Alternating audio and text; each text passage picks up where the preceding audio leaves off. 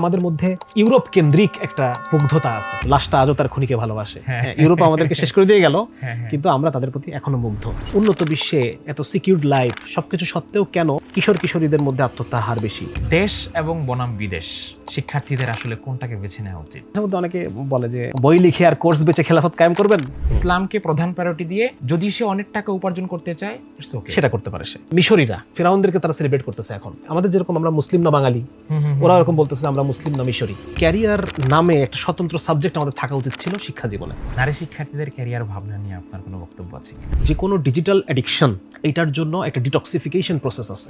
বর্তমান শিক্ষার্থীরা তার ক্যারিয়ার তৈরি করার ক্ষেত্রে কি কি ধরনের বাধার সম্মুখীন হয় বলে আপনার কাছে মনে হয়? এই বয়সে যদি কেউ আমার কাছে আসে, আমি বলবো দেখো, নামাজ হচ্ছে ওই জিনিস যেটা তোমার অগোছালো জীবনকে গুছিয়ে দেবে। আসসালামু আলাইকুম রহমতুল্লাহ। রকমারি বইকল্পের আমাদের আজকের আয়োজনে আপনাদেরকে স্বাগত জানাচ্ছি। আমি নুরুল্লাহ মারুফ। আমাদের সাথে আজকে আছেন অতিথি হিসেবে ডাক্তার শামসুল আরেফিন শক্তি ভাই। শক্তি ভাই ইতিমধ্যেই বাংলাদেশ জুড়ে বিখ্যাত এবং সবাই কম বেশি ভাইকে চেনেন। তিনি একই সঙ্গে একজন চিকিৎসক, ইসলামী লেখক এবং অনলাইন অ্যাক্টিভিস্ট। সম্প্রতি তিনি তার নতুন বই প্রকাশ করেছেন চেতনা পাবলিকেশন থেকে, শিক্ষার্থীদের ক্যারিয়ার ভাবনা, যেখানে মুসলিম শিক্ষার্থীদের ক্যারিয়ার পরিকল্পনা নিয়ে তিনি স্বল্প বিস্তর আলোকপাত করেছেন এবং সেখানে তাদের ক্যারিয়ার গাইডলাইন কেমন হওয়া উচিত, ক্যারিয়ার পাথ কেমন হওয়া উচিত, সেগুলো নিয়ে তিনি আলাপ করেছেন। আজকে আমরা তার সাথে এই বইটির পাশাপাশি আরও বিভিন্ন বিষয় নিয়ে কথা বলবো ইনশাআল্লাহ। শক্তি ভাই কেমন আছেন? জি আলহামদুলিল্লাহ, ভালো আছেন ভাই? আলহামদুলিল্লাহ, আল্লাহ ভালো রেখেছেন। আমরা লম্বা কোনো ভূমিকায় না গিয়ে প্রশ্নে চলে যাই। আজকের শিক্ষার্থীরা অতীতের যে কোনো সময়ের তুলনায় অনেক বেশি ক্যারিয়ার অ্যাংজাইটিতে ভুগছে। এটার কারণ আপনি কি মনে করেন? এটার কারণ হিসেবে আমি মনে করি, প্রথমত তাদের সামনে ক্যারিয়ার সম্পর্কে কোনো স্পষ্ট চিন্তা তাদের মাথায় দিয়ে দেওয়া হয় নাই।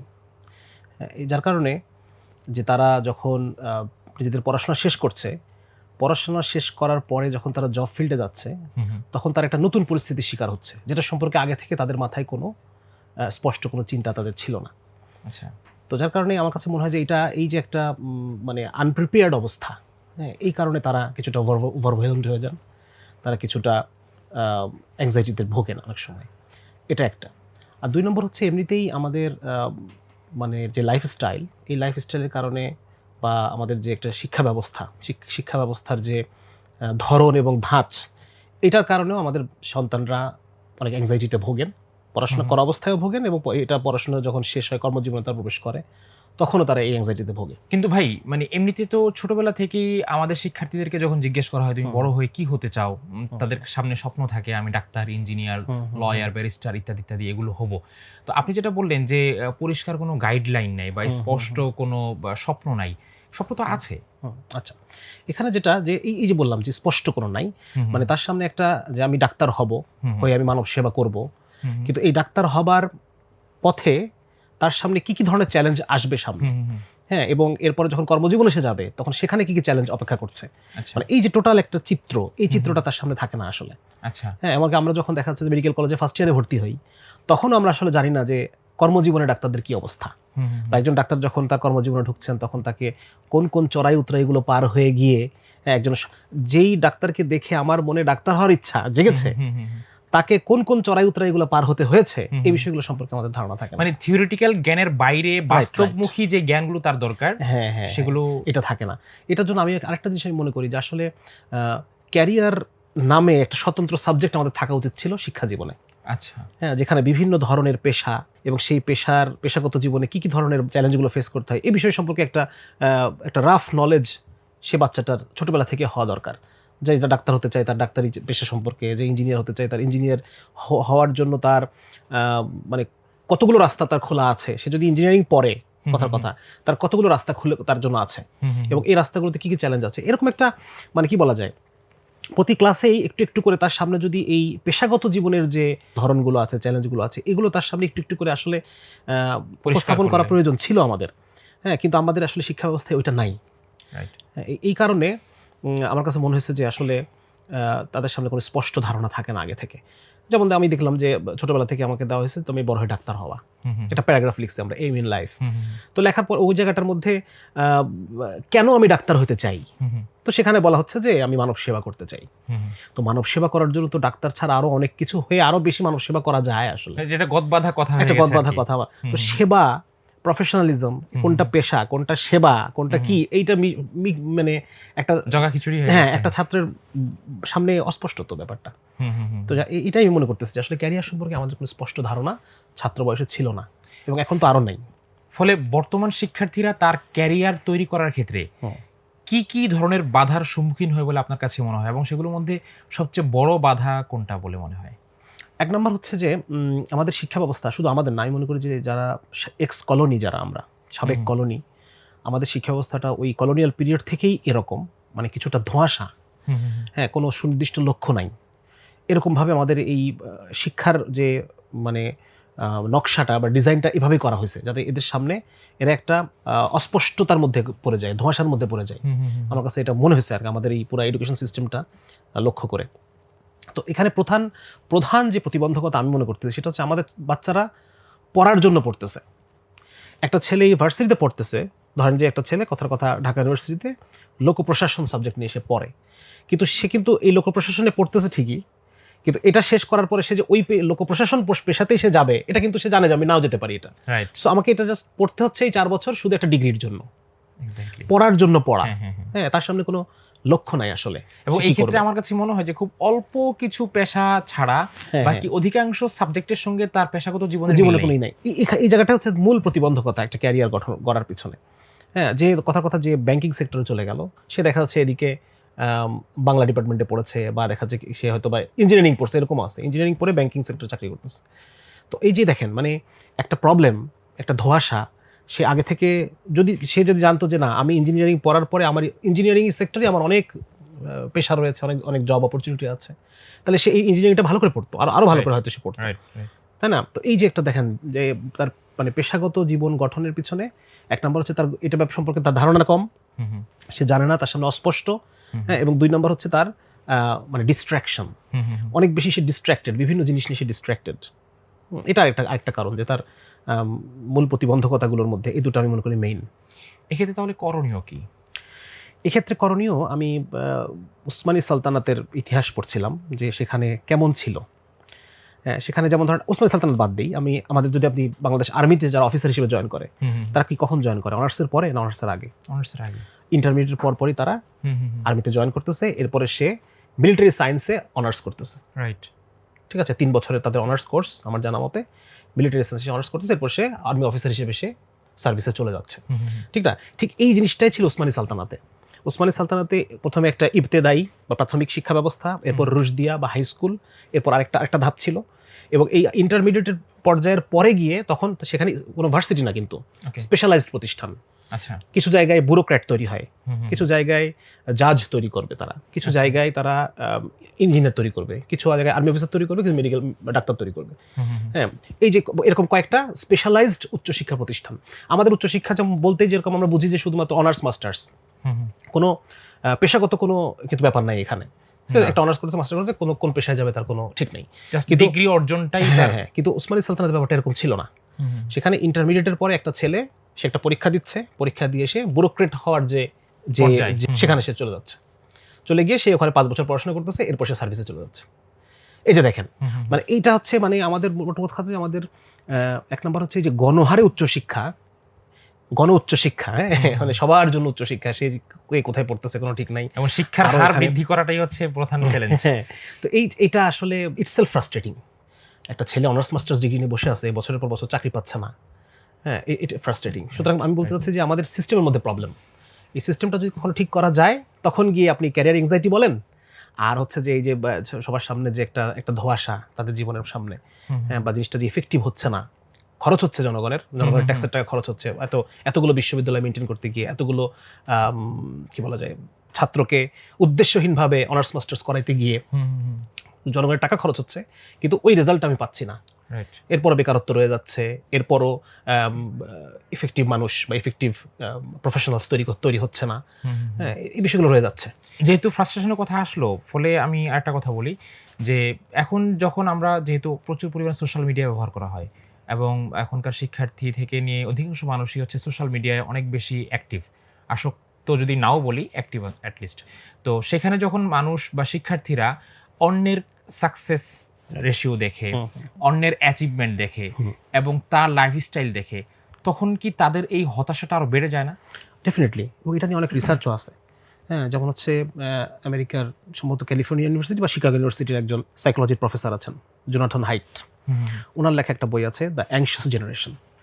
দ্য অ্যাংশাস জেনারেশন, উনি ওখানে দেখানোর চেষ্টা করছেন যে 2010 সালের পর থেকে উন্নত বিশ্বগুলাতে, হ্যাঁ, ইউরোপ, আমেরিকা, অস্ট্রেলিয়া, নিউজিল্যান্ড, উন্নত বিশ্ব বলতে আমরা যেটা বুঝি, এই জায়গায় টিনেজ বাচ্চা কাচ্চার মধ্যে, ছেলে মেয়েদের মধ্যে, টিনেজ ছেলে মেয়েদের মধ্যে আত্মহত্যার হার প্রবণতা অনেক বেশি বেড়ে যাচ্ছে, আত্মহত্যার হার বেড়ে যাচ্ছে, অ্যাংজাইটি, ডিপ্রেশন, বিভিন্ন এই ধরনের মানে সাইকোলজিক্যাল যে ইলনেস, এগুলোর রেট অনেক বেশি বেড়ে যাচ্ছে। তখন উনি এটা চিন্তা করলেন যে আসলে উন্নত বিশ্বে এত সিকিউরড লাইফ সব কিছু সত্ত্বেও কেন কিশোরীদের মধ্যে আত্মহত্যার হার বেশি, কেন এটা বেশি বাড়তেছে। তো উনি ফাইনালি বললেন যে এটা মূলত সোশ্যাল মিডিয়ার কারণে। 2010 সালে সোশ্যাল মিডিয়া রাইজ হয়েছে, এর সাথে সাথে এটা একসাথে বাড়ছে। উনি এটা দেখানোর চেষ্টা করলেন এবং এটার কারণ খুঁজতে গিয়ে উনি দেখলেন যে কয়েকটা কারণ আছে এর মধ্যে একটা তো আমাদের ডোপামিন টক্সিসিটি তৈরি হয় রিলসের কারণে, সোশ্যাল মিডিয়ার কারণে ডোপামিন টক্সিসিটি ডেভেলপ করে, তখন আর মানে স্বাভাবিক জীবনের আনন্দ সে আর খুঁজে পায় না, এটা একটা। আর 2 নম্বর হচ্ছে কম্প্যারিজন, যেটা আপনি বললেন, হ্যাঁ, যে কম্প্যারিজন, অন্যের লাইফ দেখে সে নিজের লাইফটাকে কম্পেয়ার করে, অন্যের চেহারা দেখে নিজের চেহারাকে কম্পেয়ার করতেছে, করে নিজেকে ডিপ্রেশনে চলে যাচ্ছে। তো এটা হয়, হ্যাঁ, এটা ডিপ্রেশন হয়। তো এটা থেকে ওঠার জন্য আমি মনে করি যে কোনো ডিজিটাল অ্যাডিকশন, এইটার জন্য একটা ডিটক্সিফিকেশন প্রসেস আছে। হ্যাঁ, এইটা আপনি পাবেন হচ্ছে, বইটার নাম হচ্ছে দ্য ডোপামিন নেশন, অ্যানা লেম্পকে নামে একজন সাইকিয়াট্রিস্টের লেখা।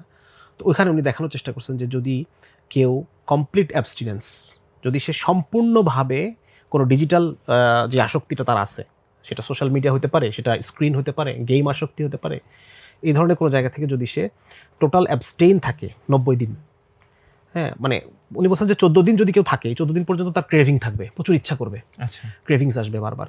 এটাকে যদি সে জোর করে ট্যাকেল দিয়ে থাকতে পারে, তখন গিয়ে সে তার ব্রেনে নতুন সার্কিট তৈরি হওয়া শুরু হবে। আচ্ছা, এবং সাধারণত উনি বলতেছেন যে 30 দিন থেকে 90 দিন পর্যন্ত সময় লাগতে পারে এই সার্কিটটা তৈরি হওয়ার জন্য। এটা রিহ্যাবিলিটেশনের মতো। হ্যাঁ, তো এটা। এবং আমার একটা লাস্ট একটা বই আমার আসছে, আপনারা হয়তো জানেন যে এই অবেলায় নামে একটা বই আসছে। এই অবেলায় বইটাতে আমি এই বিষয়গুলো নিয়ে ডিটেলস আলোচনা করছি, যে একটা বয়ঃসন্ধিকালীন সময়ে একটা ছেলে একটা মেয়ে কি ধরনের প্রবলেমগুলো ফেস করে এবং এই প্রবলেমগুলো কিভাবে সে ওভারকাম করতে পারে, সেটা বিপরীত লিঙ্গের প্রতি আকর্ষণ থেকে শুরু করে নিয়ে স্ক্রিন আসক্তি, পর্নোগ্রাফি, যা সব কিছু আমি আলোচনা করছি। এবং ওখানে আমি একটা চ্যাপ্টার অ্যাড করছি যে বিকল্প জীবন, মানে এই যে আজকে টক্সিক একটা লাইফ আমরা আমাদের বাচ্চাদের জন্য রেখে যাচ্ছি, বা এই যে একটা টোটাল সিভিলাইজেশনটাই যে একটা টক্সিক সিভিলাইজেশন, এবং এখান থেকে যদি আমরা যদি মানুষের জীবন পেতে চাই, গিনিপিগের জীবন থেকে মানুষের জীবন, তাহলে পরে আমাকে কিভাবে চলতে হবে। হ্যাঁ, এবং ওখানে আমি দেখানোর চেষ্টা করেছি যে আসলে একটা বয়ঃসন্ধিকালীন একটা বাচ্চার তার কিভাবে চলা উচিত, কিভাবে চললে পরে সে এই যে বিষয়গুলো আমরা এতক্ষণ আলোচনা করতেছি, যে কম্প্যারিজনের কারণে ডিপ্রেশনে চলে যাওয়া, সোশ্যাল মিডিয়া অ্যাডিকশন, এই বিষয়গুলো থেকে একটা বাচ্চা কিভাবে নিজেকে সেভ করতে পারবে। এবং এই যে ক্যারিয়ারের যে বিষয়টা আসতেছে, যে ক্যারিয়ার তো একটা লক্ষ্য, একটা লক্ষ্য পর্যন্ত আমি পৌঁছাইতে চাই। আগামী 30 বছর পরে আমি শামসুল আরেফিন, আমি একটা ছোট বাচ্চা, আমি একটা ভার্সিটির বা কলেজের স্টুডেন্ট, আমি আজ থেকে 30 বছর পর নিজেকে এই জায়গায় দেখতে চাই। তো এই যে একটা রাস্তা, এই রাস্তার মধ্যে এই বিভিন্ন ডিপ্রেশন, এই অবেলায় বিভিন্ন খাদ তার জন্য অপেক্ষা করছে, বিভিন্ন প্রতারক তার জন্য অপেক্ষা করছে। এই জায়গাগুলোকে থেকে সে কিভাবে বেঁচে তার লক্ষ্যে পৌঁছাতে পারবে, সে বিষয়গুলো নিয়ে আলোচনা। হ্যাঁ, তো তখন আমার কাছে মনে হলো যে না, তাহলে তো ক্যারিয়ার নিয়ে তাদেরকে একটা রাস্তা দেখানো দরকার, একটা ডিজাইন তার সামনে থাকা দরকার, যেখানে সে নিজের লক্ষ্যটা ঠিক করবে এবং ডিস্ট্রাকশনগুলোকে এড়িয়ে সে লক্ষ্য পর্যন্ত পৌঁছানোর তার জন্য সহজ হবে। তো ওখান থেকে আসলে এই বইটার চিন্তা, হ্যাঁ, যে আসলে বইটা একটা লেখা যে বাচ্চাদের জন্য রেখে যাই। যেহেতু বইয়ের প্রসঙ্গ এলো, আপনি বললেন আপনি সম্প্রতি একটা বই লিখেছেন, শিক্ষার্থীদের ক্যারিয়ার ভাবনা। আমরা শিক্ষার্থীদের ক্যারিয়ার নিয়ে আলোচনা করছিলাম। হঠাৎ করে এই বইটা লেখার উদ্যোগ কেন নিলেন? এই বইটা লেখার উদ্যোগ নেওয়ার পিছনে কারণ হলো, আমি 2022 সাল থেকে নিয়ে প্রায় 30টার বেশি ভার্সিটি বা দেখা যাচ্ছে যে কলেজ ক্যাম্পাস আমার মানে সফর করার সুযোগ হয়েছে দাওয়াতি কাজের জন্য আর কি। তো এখানে আমি ছেলেদের সাথে অনেক ঘন্টার পর ঘন্টা সময় দিয়েছি, সেখানে তাদের সাথে কথা বলেছি, তাদের প্রবলেমগুলো শোনার চেষ্টা করেছি এবং আমি দেখলাম যে আসলে মানে তাদের মধ্যে আপনি যেটা বললেন যে হতাশা, যে ভাই কি করবো, এখান থেকে বের হওয়ার পর কি করবো না করবো, এরকম বিভিন্ন ধরনের প্রশ্ন তাদের মনের মধ্যে। তো আমার কাছে মনে হলো যে এই প্রশ্নগুলো আসলে থাকার কথা ছিল না। এই প্রশ্নগুলো তারা যে এখন ভার্সিটিতে পড়তে আসছে, এর আগেই তাদের এই প্রশ্নগুলোর জবাব পেয়ে যাওয়া দরকার ছিল। রাইট। কিন্তু তারা যেহেতু এই দীর্ঘ একটা সময় তারা মানে কি বলে এটাকে অন্ধভাবে পথ চলা, তাদেরকে অন্ধভাবে পথ চলতে বাধ্য করা হয়েছে, যার কারণে এখন এসে যখন তারা কিছুদিন পর কর্মজীবনে প্রবেশ করবে, তারা দেখতেছে আমার তো কিছুই হয় নাই, শেষ মুহূর্তে এসে তাদের মধ্যে। হ্যাঁ, তো এই যে তখন আমার কাছে মনে হলো যে কিছু আলোচনা, যে আলোচনাগুলো আমি ওদের সাথে ওখানে করছি, এই আলোচনাগুলোকে যদি আমি বই আকারে আনতে পারতাম, তাহলে পরে এটা হয়তো বা একটা 7-8 ছেলে পড়তো, পরে হয়তো বা তার মধ্যে কিছু ভিশন ক্লিয়ার হইতো, কিছুটা আধার ঘুচবে। হ্যাঁ, আমার কাছে মনে হচ্ছে যে যেমন ধরেন একজন মানে যার চোখে সমস্যা, সে চশমা ছাড়া যেরকম দেখে, এই বইটা যদি কেউ পড়ার পর তার কাছে মনে হবে যে আমি একটা চশমা পড়লাম, এখন আমি স্পষ্ট দেখতে পাচ্ছি। আচ্ছা, এরকম একটা অনুভব তার মধ্যে আসবে। কি আসবে আমি জানি না, তার কোনো উপকার হবে কিনা বা স্পেসিফিক কোন দিকে কিছুটা আলো সে খুঁজে পাবে, সে একটা মানে ক্লিয়ার সে দেখতে পাবে যে আমার আসলে সামনে এই জিনিসটা আমার সামনে আছে, আমি কি করব, তখন সে সিদ্ধান্ত নিতে পারবে এবং তার যে ক্যারিয়ার পাথ সেটাকে সে সঠিকভাবে হাঁটতে পারবে। হ্যাঁ, তো এইটার মূলত আমার মনে হয়েছে যে আলোচনাগুলো আমি ওদের সাথে করি ক্যাম্পাসে পার্সোনালি বসে এগুলো আমি একটু বই লিখে ফেলি, লিখলে পরে হয়তো আরো কিছু মানুষ আগে থেকেই উপকার পেতে আমরা যদি পারে। আরেকটু ডিটেইলে জানতে চাই, যেহেতু এটা সাধারণ শিক্ষার্থীদের জন্য একদম সবাই, আপনি বলছিলেন যে টিনেজ বা কলেজ অথবা আরো যদি আগে থেকে আসে 6, 7, 8, 9 পর্যায়ের শিক্ষার্থীদেরকে, যদি আপনি একটু তুলনা করে আমাদেরকে বলেন যে এই বইটি পড়ার আগে এবং পরে একটা শিক্ষার্থীদের মধ্যে কি ধরনের পরিবর্তন আসতে পারে, আগে সে কোন জায়গায় ছিল, পড়ার পরে সে নিজেকে কোন জায়গাটা দেখতে পারে? আচ্ছা, এক নাম্বার হচ্ছে যে আমি নিজেকে দিয়ে চিন্তা করি যে আমি যখন ছিলাম 6-7 পড়তাম, তখন কি আমার মধ্যে এই চিন্তা ছিল যে 25-26 বছর বয়সে আমাকে একটা পেশায় ঢুকতে হবে? হ্যাঁ, আমার মনে হয় আমি ওইরকম আমি সিরিয়াস ছিলাম না যে হবে এটা, হ্যাঁ, একটা সময় যখন হবে তখন দেখা যাবে, কিছু একটা করে খাবো জীবনে, তাই না? এরকম একটা বিষয় আমার, এবং আমার কাছে মনে হচ্ছে যে এখন ব্যাপারটা আরো বেশি। এখন আমাদের সময়তে এত বিনোদনের সুযোগ ছিল না, তারপরও আমি এই পরিমাণ ইম্যাচিউর ছিলাম যে আমার কোনো চিন্তাই নাই আমি কি করব না। ক্লাস 10 পড়ি, এমনকি যখন আমি মেডিকেল ফার্স্ট ইয়ারে পড়ি, তখনও আমার চিন্তা যে আমি আসলে ডাক্তারি নাও করতে পারি, দেখা যাবে কি হয়, বা কোন সাবজেক্ট আমি পড়বো, দেখা যাবে কি হয়। তো অধিকাংশ ছাত্রের কিন্তু এই বয়ঃসন্ধিকালীন সময়টা, হ্যাঁ, বা এই যে ধরেন যে কত ক্লাস 6 থেকে নিয়ে একদম ইন্টার শেষ হওয়া পর্যন্ত, varsity first year second year, এই সময়টা কিন্তু সে একটা বিন্দাস লাইফ লিড করার চেষ্টা করে আর কি নর্মালি।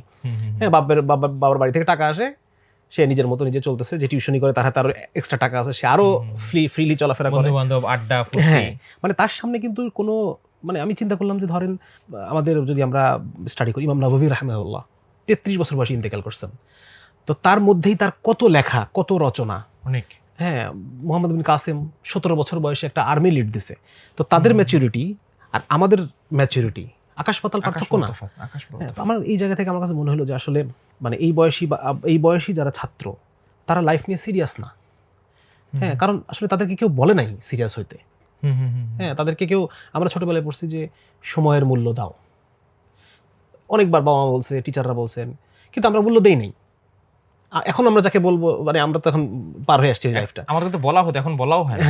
বলা হয় না, বা এখন যদি বলি ওরা বলবে যে এগুলো বুড়ো মানুষের কথাবার্তা, এটা তো বলবে এইগুলা কথা, ঠিক না? কিন্তু আসলে মানে বাস্তব কিছু জ্ঞান যদি আমাদেরকে দিয়ে দেওয়া হতো ওই টাইমে, যে সময়ের মূল্য না দিলে পরে এই অবস্থা তোমার হবে।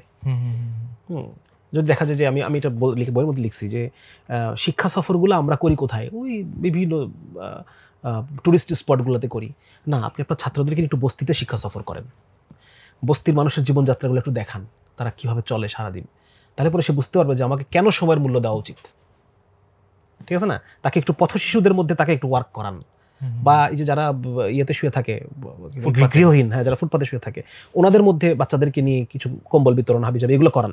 শিক্ষা সফর মানে এগুলা করেন যেখান থেকে সে শিক্ষা নেবে যে আমার কেন সময়ের মূল্য আমাকে দিতে হবে, না দিলে পরে আমার অবস্থাও এরকম হতে পারে, তখন সে জীবনমুখী শিক্ষা নেবে। হ্যাঁ, তো এইখানে আমার কাছে মনে হলো যে যদি আমরা সিরিয়াসলি এই বয়সী বাচ্চাদের কাছে আলোচনা করতে পারতাম, তাহলে পরে হয়তো তারা আরেকটু সিরিয়াস হইতো।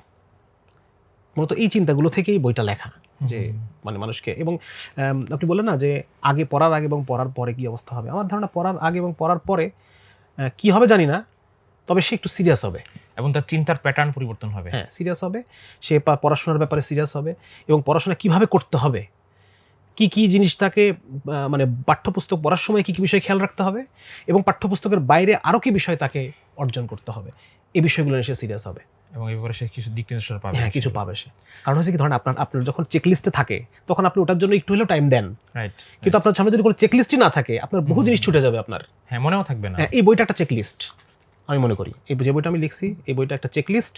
এইগুলো যখন সে পড়বে, তার সামনে কিছু জিনিস থাকবে এবং সে মনে করবে যে না, এই জিনিসগুলো আমাকে একটু হলেও টাচ করে যেতে হবে।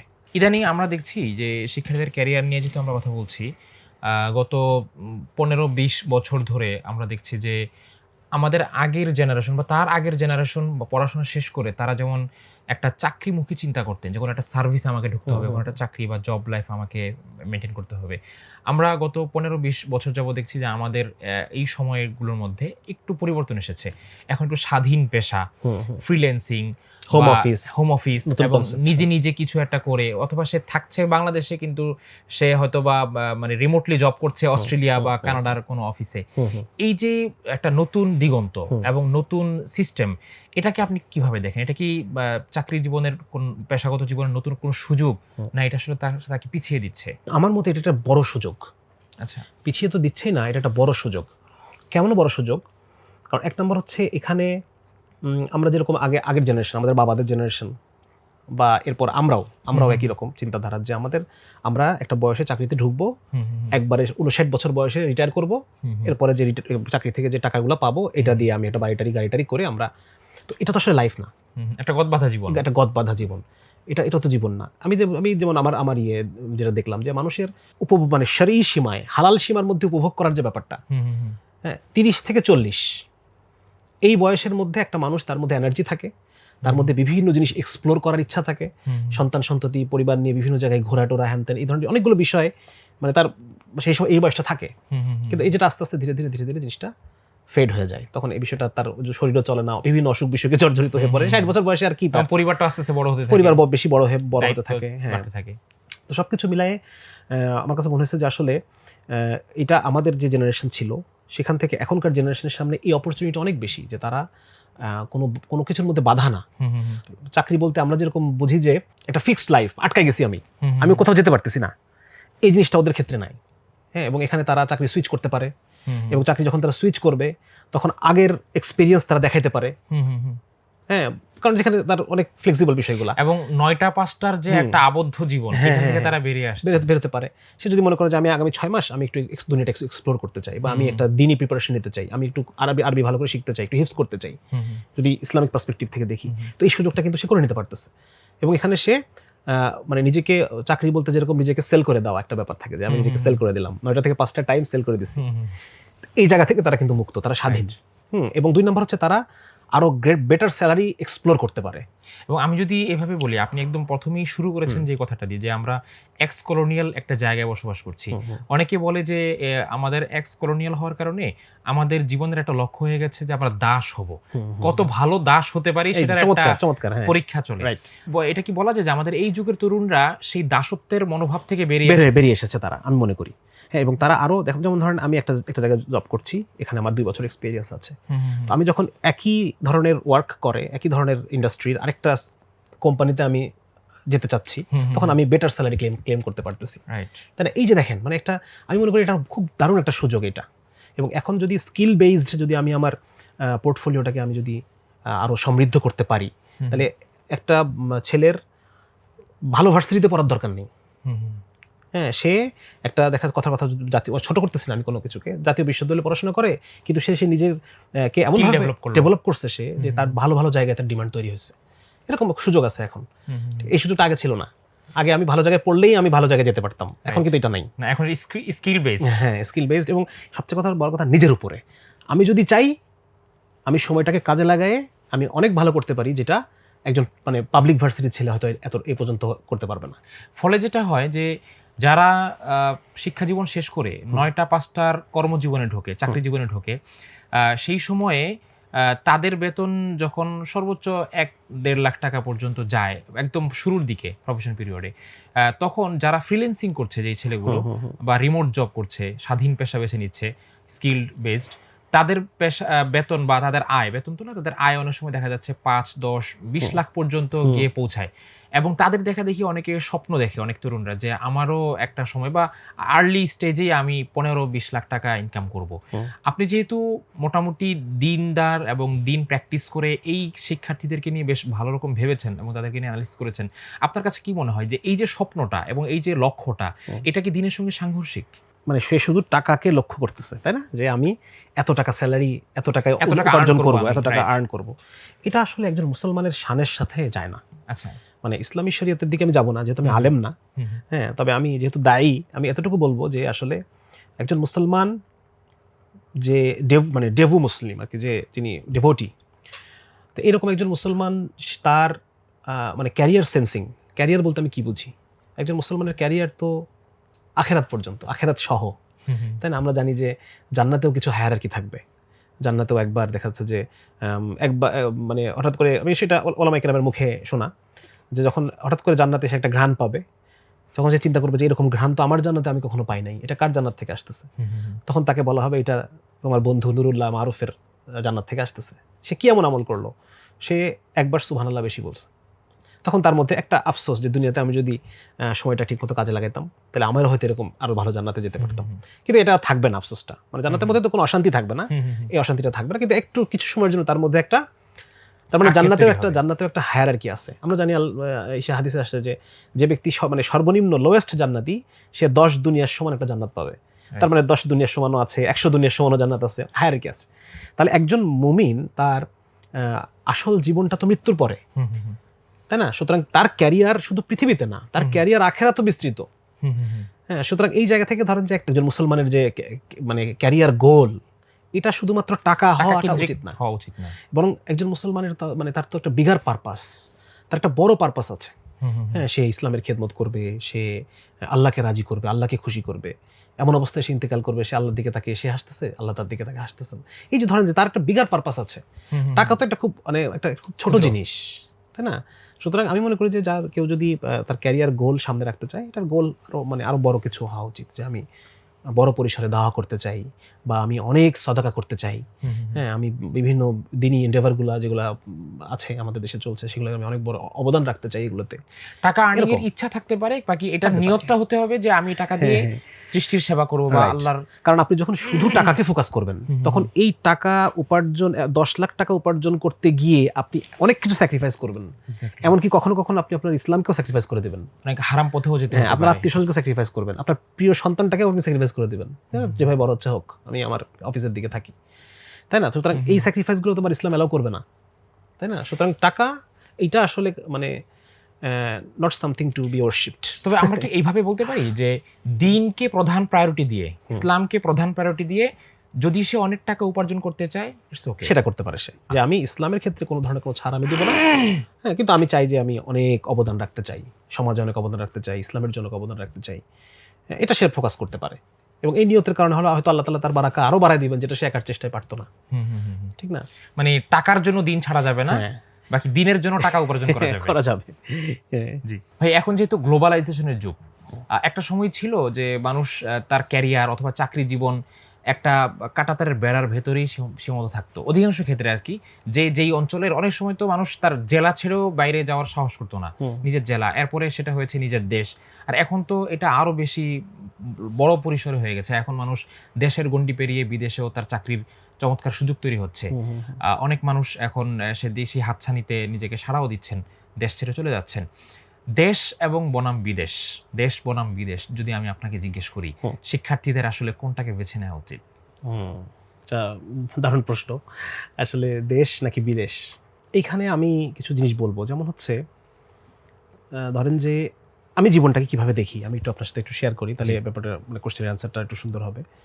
সেটা হচ্ছে একটা মানুষের জীবনে তার অনেকগুলো অংশ আছে, হ্যাঁ, এবং মানে এমন না যে তার একটাই অংশ, আর অনেকগুলো অংশ আছে। যেমন ধরেন আমি অনেক ইনকাম করতেছি, এটা যেরকম আমার একটা আত্মতৃপ্তির একটা জায়গা, ঠিক একই রকম ভাবে আমি আমার সন্তানটাকে আমি ফার্স্ট টাইম হাঁটতে দেখতেছি, রাইট। হ্যাঁ, তার কথা বলা, বিভিন্ন আধো আধো কথাবার্তা বাচ্চারা বলে, তাই না, এগুলো শুনতে খুব ভালো তার লাগে, বড় হওয়াটা আমি দেখতে পাচ্ছি। এটাও আমার একটা আত্মতৃপ্তির একটা জিনিস। Exactly. আমি আমার ওয়াইফের সাথে কি বলা যায়, বিয়ের পর থেকে তার সাথে আমি খুব মানে কি বলে কনসিস্টেন্টলি তার সাথে আমি সময় কাটাতে পারতেছি। আমি একজন মানুষ, আমার আত্মতৃপ্তির আসলে অনেকগুলো জায়গা আছে। তো আমি যদি শুধু একটা জায়গায় ফোকাস করি যে আমাকে অনেক আয় করতে হবে, তাহলে আমি অন্যান্য জায়গাগুলো হারালাম।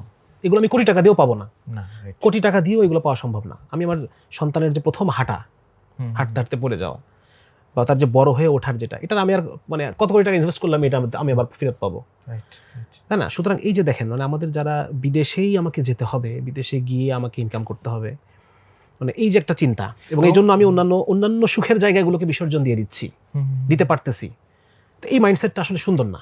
এবং এর ফলে তো পরিবারের সাথে একটা টানাপোড়েন তৈরি হয়ে যায়, অবশ্যই মানে শুধু টাকার ঘানি টানার জন্য আমি আমার মানুষের জীবনটাকে আমি বিসর্জন দিয়ে দিলাম, মানে আমার একটা ওই কলুর বলদের জীবন যেটাকে বলে আর কি, ঠিক আছে না? এটা আসলে সুন্দর না, এটা ইসলামও এটাকে মানে অ্যালাউ করে না আর কি। ভাই যদি আমি একটু সংযুক্ত করি, যেমন তার কাছে এই অপরচুনিটি আছে, সে চাইলে পরিবার নিয়ে যেতে পারবে, ওই যে বললাম যে পরিবার নিয়ে যাওয়ার ক্ষেত্রে ধরেন যে কিছু আমাদের মুসলমান হিসেবে কিছু বিধিনিষেধ থাকে, যেমন পার্মানেন্টলি কাফের দেশে সেটেল হওয়ার ব্যাপারে উলামায়ে কেরামের কিছু নিষেধ রয়েছে, ইসলামের কিছু শরীয়তে নিষেধ আছে। কারণ পরবর্তীতেও দেখা যাচ্ছে এই যে কিছুদিন আগে অনেকগুলো কিন্তু আমাদের হাতে ফার্স্ট হ্যান্ড কিছু অনেক ঘটনা আছে, যে সন্তানগুলা কেউ সমকামী হচ্ছে, কেউ অন্য ধর্মে চলে যাচ্ছে, বিপথে চলে যাচ্ছে, হয়ে যাচ্ছে, ধর্মের সাথে আর কোনো ধরনের কোনো টান থাকে না তার। তো এই যে বিষয়গুলো ঘটে, এই বিষয়গুলোর দায় তখন কার উপর আসে পড়বে?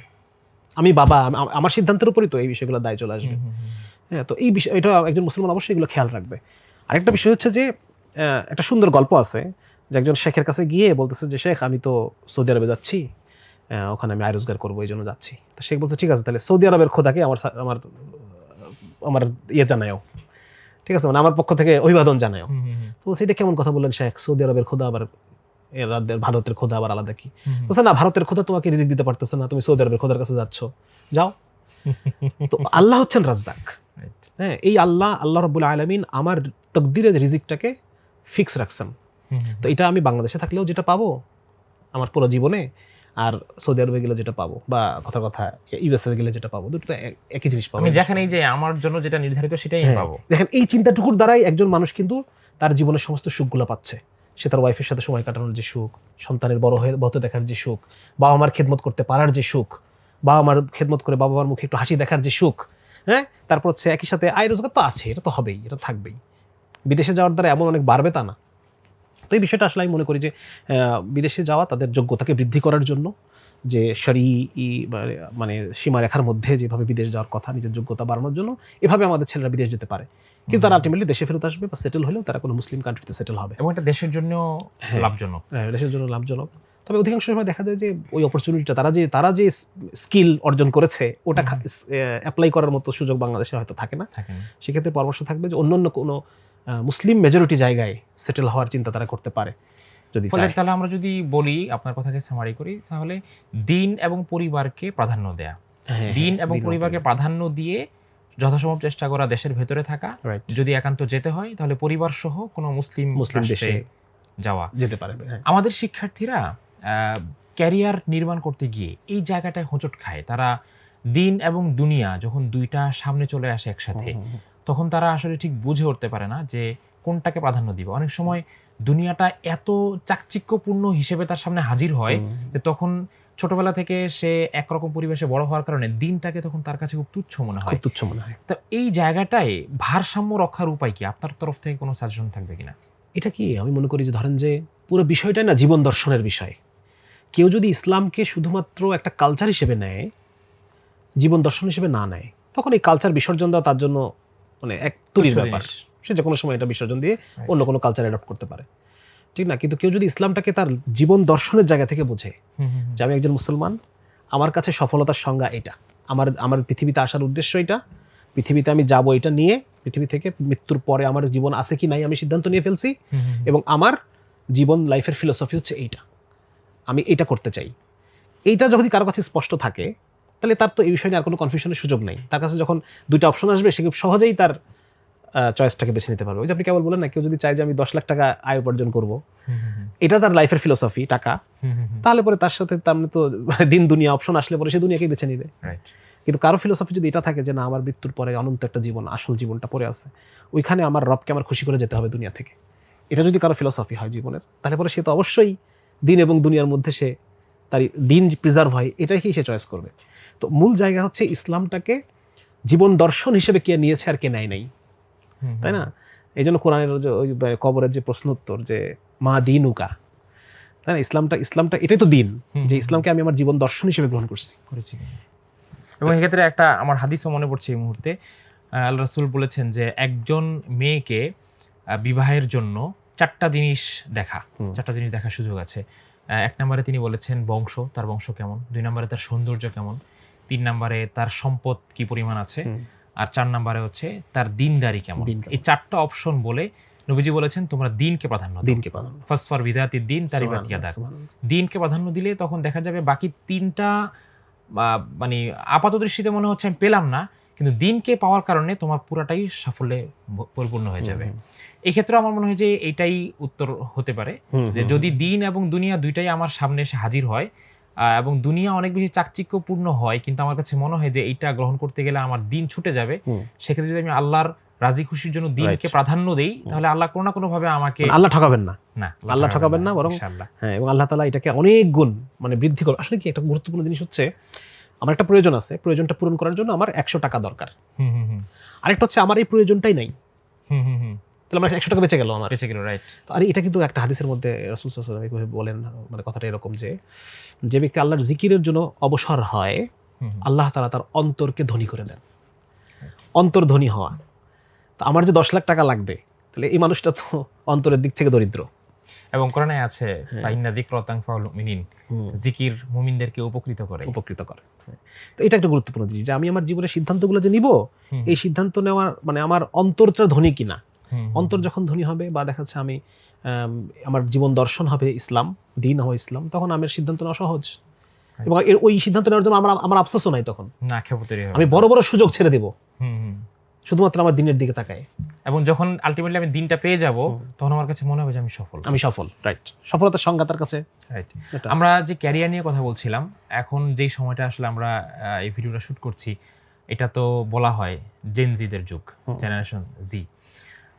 এখন ইসলামের যেই সময়টা এখন চলছে এবং বর্তমান আধুনিক বিশ্বের এবং প্রযুক্তির সময়ে ইসলাম তো সবটা সময়ই জীবিত এবং সবসময় ইসলামের পতাকা উজ্জীবিত, কিন্তু ইসলামের খেদমত করার ধরনটা যুগে যুগে পরিবর্তন হয়।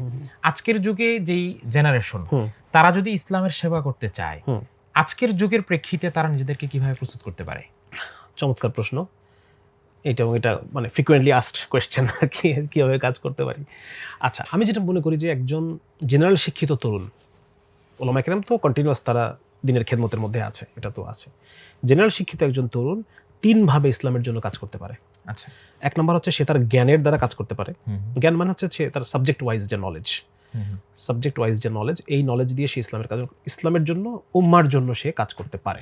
সাবজেক্ট ওয়াইজ নলেজ বলতে সে যেই সাবজেক্টে তার ক্যারিয়ার গড়ছে পরে, হ্যাঁ, সে যে সাবজেক্টে পড়াশোনা করছে বা ক্যারিয়ার গড়ছে, যেমন একজন ডাক্তার হতে পারে, বা একজন ইঞ্জিনিয়ার হতে পারেন, বা একজন দেখাচ্ছে কেউ ব্যবসায়ী হতে পারেন, হ্যাঁ, বা দেখাচ্ছে যে কোনো সাবজেক্টে, বাংলা ডিপার্টমেন্টে পড়ছেন, বাংলা সাবজেক্টে পড়ছেন, এরকম হতে পারে। যেই সেক্টরে আছে, হ্যাঁ, ওই সেক্টর থেকে ইসলামকে শক্তিশালী করার জন্য তিনি যদি ওনার এই জ্ঞানকে ব্যবহার করেন, ওই বিষয়ে উনি রিসার্চ করেন, ইসলামকে শক্তিশালী করার জন্য কাজ করেন, সেটা উনি করতে পারবেন। এটা ইসলামের খেদমতে কাজ। 2 নম্বর হচ্ছে যে তিনি দাওয়ার কাজ করতে পারেন।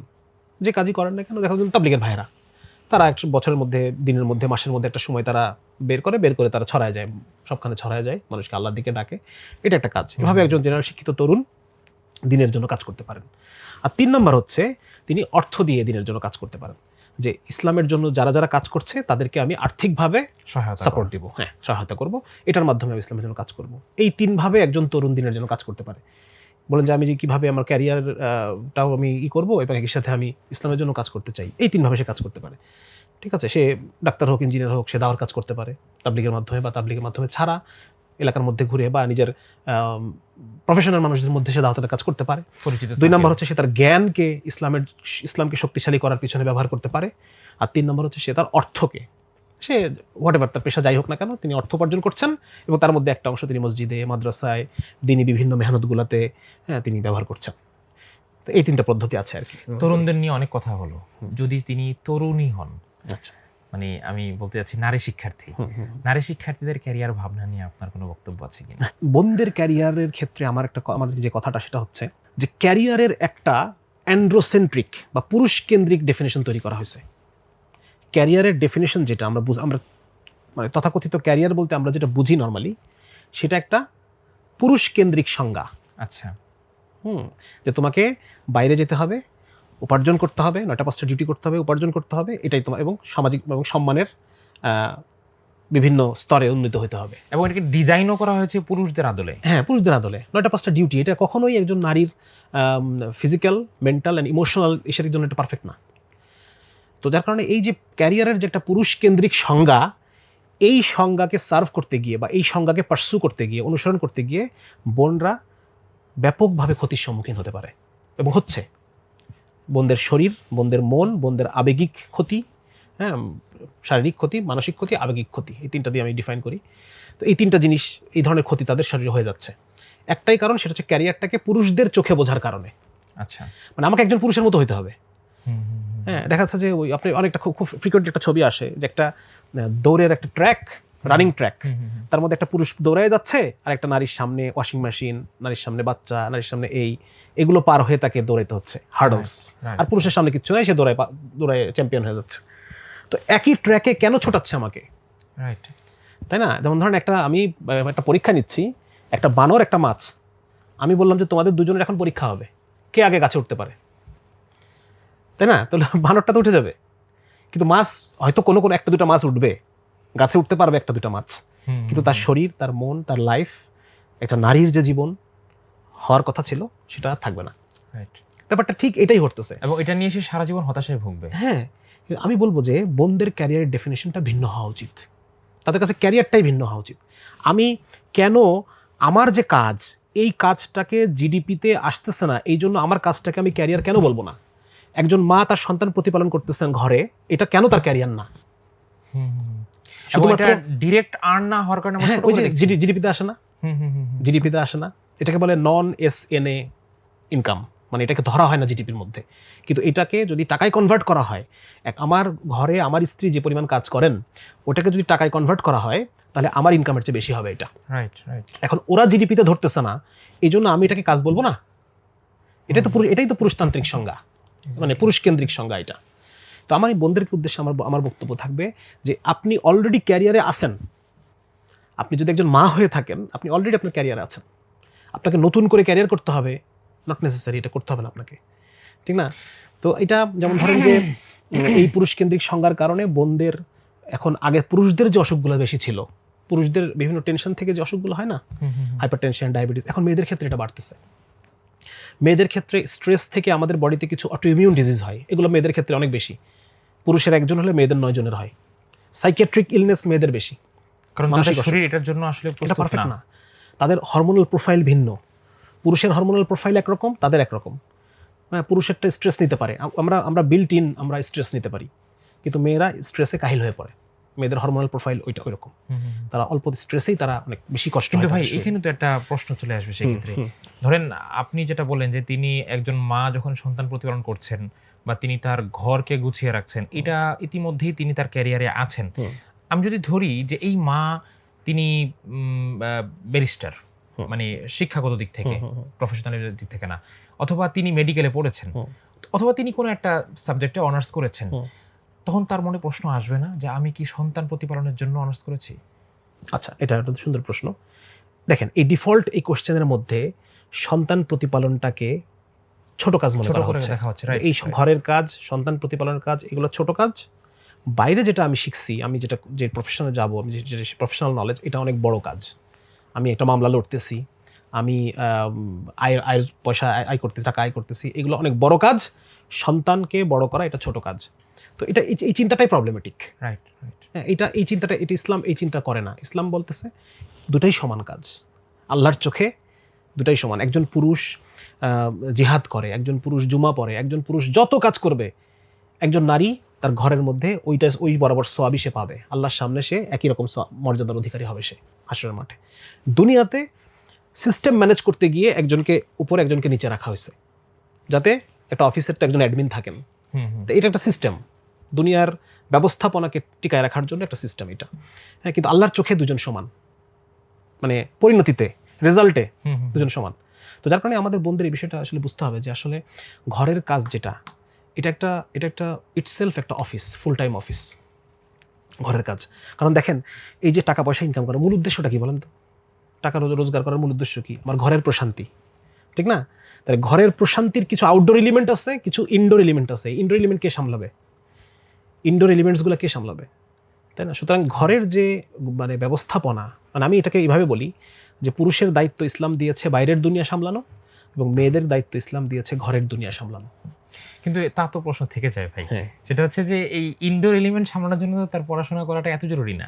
এই কারণে তো আমি বলতেছি যে আসলে আমাদের পুরো শিক্ষা ব্যবস্থার মধ্যেই প্রবলেম আছে, শিক্ষা ব্যবস্থার মধ্যে সমস্যা আছে। ইনডোর এলিমেন্ট সামলানোর জন্য যে ধরনের স্কিল প্রয়োজন, সেই স্কিলগুলো তো তাকে শেখানো হয় নাই আসলে। আমি মনে করি যে যেমন আমার মা আমাকে বড় করেছেন, তাকে যদি সন্তান ম্যানেজমেন্ট সংক্রান্ত জ্ঞানগুলো যদি তাকে দিয়ে দেওয়া হতো, হয়তো আমার ব্রিঙ্গিং আপটা একটু বেটার হতো, ঠিক আছে না? আমি এখন আমার সন্তানকে যেভাবে বড় করতেছি, আমাকে যদি, আমার ওয়াইফকে যদি তার এডুকেশন সিস্টেমের মধ্য দিয়ে ওই জ্ঞানগুলো দিয়ে দেওয়া হতো, how to manage child nutrition, child psychology, child education, হ্যাঁ, তারপর হচ্ছে তাকে আরও অ্যাসোসিয়েটিং আরও যা যা প্রয়োজন হয়, হ্যাঁ, ম্যানেজিং, তারপর হচ্ছে কী বলা যায়, বয়স্কদের কেয়ার নেওয়া, বিভিন্ন জিনিসগুলো যেগুলো তাদের প্রয়োজন, এই জিনিসগুলো কিন্তু আমাদের কখনোই শেখানো হয় না, ওরা এগুলো এমনি হবে।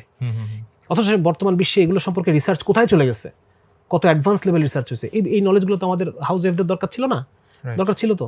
তো এইখানে একটা প্রবলেম আমাদের, বললাম না, আমাদের শিক্ষা ব্যবস্থায় অনেক অনেক বেশি কি হয়, এটাকে ওয়েস্ট হয়। কিন্তু একই সাথে তো আমাদের নারী চিকিৎসকও দরকার, নারী পুলিশ দরকার। ডেফিনেটলি দরকার, অবশ্যই দরকার। এবং সেই ক্ষেত্রে যে বললাম যে মানে ওই ওসমানী সালতানাতের ইতিহাস দিয়ে আমি যেটা বোঝানোর চেষ্টা করলাম, সেই জন্য তো আমার এই 4 বছর 5 বছর অনার্সে সময় নষ্ট করে, এটা পুরুষেরও দরকার নেই, নারীরও দরকার নেই। এটা আমাকে অনেকে ভুল বোঝে যে আমি নারীর উচ্চশিক্ষার বিরুদ্ধে। আমি পুরুষের উচ্চশিক্ষার বিরুদ্ধে।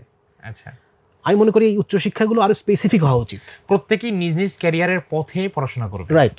একটা মেয়ে যে শুরু থেকে চিন্তা করছে যে আমি হাউস ওয়াইফই হব, আমি আমার ঘরই সামলাবো, ট্রেডিশনাল রোলে আমি প্লে করবো, তাহলে এই কেন্দ্রিক উচ্চশিক্ষা তাকে কেন দেওয়া হবে না? রাইট। এটা পুরুষদের ক্ষেত্রেও ঘটে অনেক সময়। আপনি যেটা বলেন যে সে ব্যাংকিং সেক্টরে ঢুকেছে, কিন্তু তার হয়তো ব্যাকগ্রাউন্ড বাংলা, অথবা ব্যাকগ্রাউন্ড তার ইংলিশ, তাহলে ওই 4 বছর বাংলা পড়াটা তার ওয়েস্ট না? ওয়েস্ট, সরকারের ওয়েস্ট, জনগণের ওয়েস্ট, ঠিক না? বরং ইন্টারের পরে যদি সে ওই মানে এই কি বলে অ্যাকাউন্টিং সেক্টরে যদি সে আগে সে চাকরিটা পেয়ে গেল, এরপর 5 বছর সে পড়াশোনা করবে, এরপর তাকে ওখানে নিয়ে নেওয়া হবে। রাইট। মানে আমি বলতে চাচ্ছি একটা ভিন্ন অ্যাঙ্গেলে। এবং কয়েকদিন আগে কিন্তু বাংলাদেশের শিক্ষামন্ত্রী এই ধরনের একটা কথা বলছে যে উচ্চশিক্ষার মানে বিষয়টাকে মানে আরো সুন্দর করা উচিত। কয়েকদিন আগে এরকম একটা কথা আসছে আর কি। আচ্ছা, যেহেতু মেয়েদের সংসার নিয়ে অনেক কথা আসলো, তো আমরা একই সঙ্গে তাদের ক্যারিয়ার নিয়েও কথা বললাম। এই দুইটা জিনিস যখন একটা মেয়ের সামনে আসে যে আমার আসলে কোন দিকে যাওয়া উচিত, ক্যারিয়ার না সংসার, কিছু ক্ষেত্রে অনেক মেয়ে একদম শুরু থেকেই ডিসাইডেড থাকে, সে দৃপ্ত থাকে যে না আমি সংসারের দিকেই ফোকাস করব। কিছু মেয়ে শুরু থেকেই স্বপ্ন থাকে, উচ্চাকাঙ্ক্ষা থাকে যে না আমি আমার নিজেকে ক্যারিয়ারের এই জায়গাটায় দেখতে চাই, আমি আর্নিংয়ের এই জায়গাটা দেখতে চাই। একটা মেয়ে যখন দ্বিধাদ্বন্দ্বে ভুগবে যে আমার আসলে কোন দিকে যাওয়া উচিত, সংসারে যাওয়া উচিত নাকি আমার ক্যারিয়ারে ফোকাস করা উচিত, ক্যারিয়ার বলতে আমি প্রথাগত ক্যারিয়ার বোঝাচ্ছি, তখন এই দ্বিধার আসলে তার সমাধান বা সমন্বয়টা কিভাবে হওয়া উচিত? আচ্ছা, এটা ওই যে বললাম কিছুক্ষণ আগে যে জীবন দর্শনের ব্যাপার। হ্যাঁ, যার জীবন দর্শন যেটা সে সেভাবেই চয়েস করবে, যার জীবন দর্শনের সেন্টার ইসলাম। হ্যাঁ, তো সুতরাং সে দেখা যাচ্ছে যে ওই ক্যারিয়ার পার্সু করার চাইতে সে হয়তো বা তার যে জন্য ইসলাম তাকে যে রোল প্লে করতে বলছে সেই রোলের দিকে সে হয়তো বেশি ফোকাস দেবে, তাই না? এবং আমি যদি অ্যাজ এ ডক্টর আমি যদি কথা বলি, তাহলে সেক্ষেত্রে আমি বলবো যে মেয়েদের যে দেখেন, একটা ছেলের রিপ্রোডাক্টিভ এইজ আনলিমিটেড। একটা 90 বছর বয়সী বাবারও সন্তান হবে, ঠিক আছে? যেমন আমি জানি, আমি একটা উদাহরণ যদি দিই যে শাহ ওয়ালিউল্লাহ মুহাদ্দিস দেহলভী রাহিমাহুল্লাহ, ওনার বাবা শাহ আব্দুর রহিম ওনার নাম সম্ভবত। তো উনি হচ্ছেন শাহ আব্দুর রহিম রাহিমাহুল্লাহর বয়স যখন 70, তখন শাহ অলিউল্লাহর জন্ম। না, আমাদের আরো সাম্প্রতিক উদাহরণ আছে, আমাদের হ্যাঁ। এই সাবেক রেলমন্ত্রী। আচ্ছা আচ্ছা, হ্যাঁ, মুজিবুর রহমান। রেলমন্ত্রী, হ্যাঁ। কিন্তু একজন মেয়ের লাইফ মানে রিপ্রোডাক্টিভ এজ সীমিত, তার ডিম্বাণু সংখ্যা সীমিত, মানে নির্দিষ্ট পরিমাণ। পুরুষের শুক্রাণু আনলিমিটেড, আর নারীর ডিম্বাণু নির্দিষ্ট পরিমাণ, প্রতি মাসে একটা করে আসবে এবং একটা সময় পরে এটা শেষ হয়ে যাবে। তখন আমরা সেটাকে মেনোপজ বলি, যে তার আর মানে রিপ্রোডাক্টিভ এজ শেষ। তাহলে একজন নারী যদি চিন্তা করে যে আমি 45 বছর বয়স পর্যন্ত ক্যারিয়ার করব, সিইও হব আমি, এরপরে সন্তান নিব, সে পারবে না, কিন্তু ইচ্ছা করলেও সেটা করতে পারবে না। রাইট।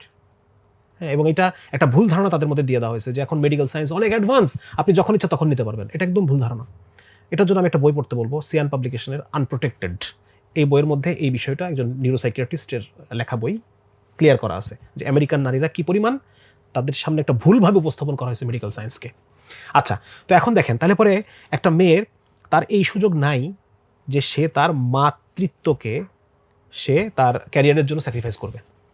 2 নম্বর হচ্ছে আমাদের মানে স্ত্রী রোগবিদ্যা, এখানে যেটা ইনফরমেশন সেটা হচ্ছে একজন নারীর সবচাইতে কোন সময়ে সন্তান জন্ম নিলে পরে সন্তানের জন্য বেস্ট, মায়ের জন্য বেস্ট। ওনারা বলতেছেন যে আর্লি 20s, 21 থেকে বা 20 থেকে 23.5 বছর পর্যন্ত। এই টাইমে বাচ্চা যখন, যে বাচ্চাগুলো জন্ম নেবে বা ফার্স্ট চাইল্ড এই টাইমে হতে হবে।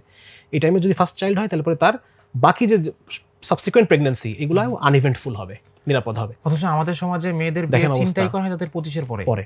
তো এগুলো প্রবলেমেটিক। তো এটা মেডিকেল সায়েন্সের দৃষ্টিকোণ থেকেও একটা মেয়ে মানে মানে এই ব্যাপারটা এরকম হওয়া উচিত ছিল না আসলে। ঠিক আছে, তো এটা গেল একটা।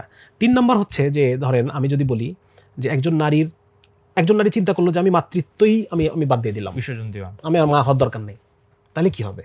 তাহলে হচ্ছে যে নারী কখনো ব্রেস্ট ফিড করে না, করায় নাই কখনো, তার ব্রেস্ট ক্যান্সারের সম্ভাবনা বেশি। এবং আমাদের মেডিকেল সায়েন্সের খুব বেশি আছে যে যে কোনো ক্যান্সার, সেটা জরায়ু ক্যান্সার হোক, সেটা গর্ভকালীন জটিলতা হোক, যেটা মানে যত কিছু আছে, এটা সব কিছু যে আমরা এক নম্বর একটা কারণ আমরা বলি লেট প্রেগন্যান্সি। মানে লেট এজে যদি প্রেগন্যান্সি হয় সেক্ষেত্রে তার এবং সে কখনো ব্রেস্ট ফিড করায় নাই, তার ব্রেস্ট ক্যান্সারের সম্ভাবনা বেশি।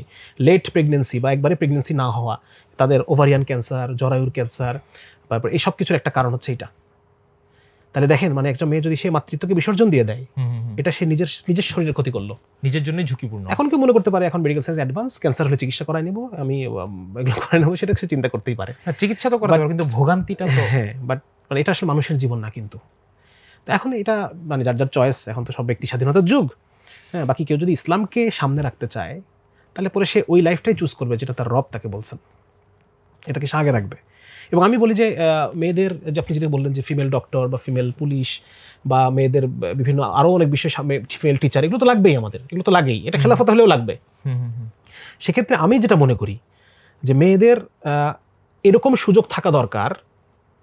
ধরেন যে একজন মেয়ে পড়াশোনা করতে চায়, দিনী লাইনে আরও ইলম অর্জন করতে চায়, ঠিক আছে, তো তার 45 বছর বয়সে তার, আমরা কি 18 মানে আমাদের তো আগে ভর্তি হতে হয়, এমন কোনো সুযোগ আছে যে 45 বছর বয়সে কেউ একজন অনার্সে ভর্তি হতে পারবে?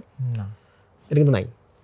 তো এই সুযোগটা আমি মনে করি যে রাখা প্রয়োজন। হ্যাঁ, যদি একজন ডক্টর চান যে আমি এমবিবিএস পাস করছি, এরপর আমি একটা বাচ্চা কাচ্চা সামলাই দিয়ে আমি একটা সময় চলে গেছে, এখন আমি একটু অ্যাডভান্স একটা ডিগ্রি নিতে চাই, নিয়ে আমি একটু মানুষের সেবা করতে চাই, আমি একটু সিজারিয়ান মানে সন্তান হওয়ানো বা দেখাচ্ছে কিছু অপারেশন শিখতে চাই, মেয়েদের একটু হেল্প করতে চাই, তাহলে সেই সময় তাকে একটা সুযোগ রাখা দরকার ওই টাইমে। অথবা তিনি ল নিয়ে পড়তে চান, বা তিনি হয়তো কিছু পড়তে চান, সেরকম পরিবেশ যদি থাকে, হ্যাঁ, মানে নারী পুরুষ আলাদা যদি এরকম কোনো পরিবেশ করা যায়, সে পড়তে চায়, জানতে চায়, এই সুযোগ স্বাধীনতা সবার আছে। উচ্চশিক্ষার জন্য মনে হয় এখন বয়সটা কোনো বাধা না। এখন আমার এটা অবশ্য জানা নাই এটা, তবে মানে এরকম সুযোগ। আর 2 নম্বর হচ্ছে মেয়েদের যে ফিমেল ডক্টর, তার জন্য একটা না 9টা 5টা ডিউটি না, তাকে শর্টার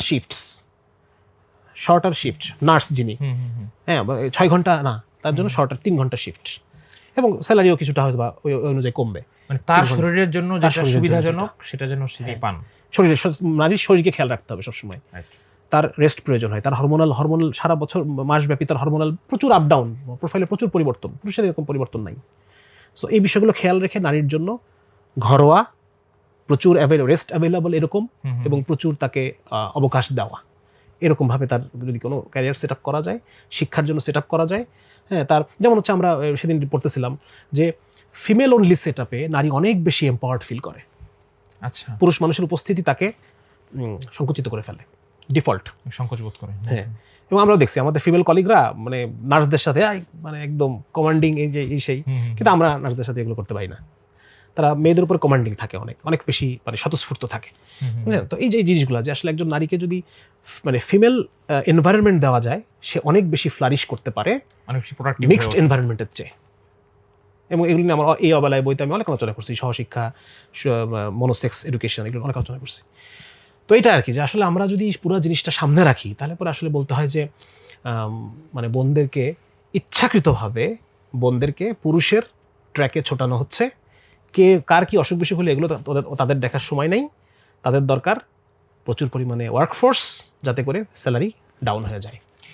অথচ এতে বরং তাদের প্রোডাক্টিভিটি কমে যাচ্ছে। ডেফিনেটলি। আপনি ইতিহাস নিয়ে বলছিলেন, যেমন ওসমানী সালতানাতের কথা বলছিলেন, এবং ইতিহাসে নারীদের যে প্রোডাক্টিভিটি এবং নারীদের যে দৃষ্টিভঙ্গি, নারীদের যে লাইফস্টাইল, এগুলোর কিছু কিছু অংশ এসেছে। সেখান থেকে যদি আমরা ইতিহাস জানার প্রয়োজনীয়তাটার দিকে যাই, বর্তমান বিশ্ব পরিস্থিতিতে আমাদের জন্যে বা আমাদের এই জেনারেশনের জন্য বা শিক্ষার্থীদের জন্যে বিশ্ব ইতিহাস বা বিশেষ করে ইসলামের ইতিহাস জানার প্রয়োজনীয়তা কতটুকু?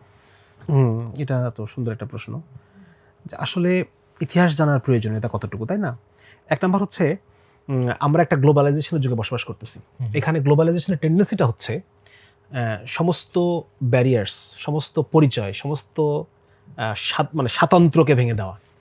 যে মানে এই মুসলিমদের যে একটা স্বতন্ত্র পরিচয় আছে, আমাদের আকিদা, আমাদের বিশ্বাস, আমাদের সভ্যতা, এটা যে একটা স্বতন্ত্র একটা পরিচয়, এই পরিচয়টাকে, এটা তো শেষ হয়ে যাবে যদি আমি ইতিহাসটা না জানি, ঠিক না? এটা কি কালচারাল ওয়্যারের মাধ্যমে এটাকে শেষ করে দেওয়া হচ্ছে, এবং এটাকে মানে রুচিপথ পরিবর্তন করে দেওয়া হচ্ছে। যেমন ধরেন, আমি ছোট্ট উদাহরণ দিই, আমেরিকা একটা প্রোডাক্ট তৈরি করতেছে, এই প্রোডাক্টটার এখানে চাহিদা, মুসলিমদের মধ্যে চাহিদা নাই।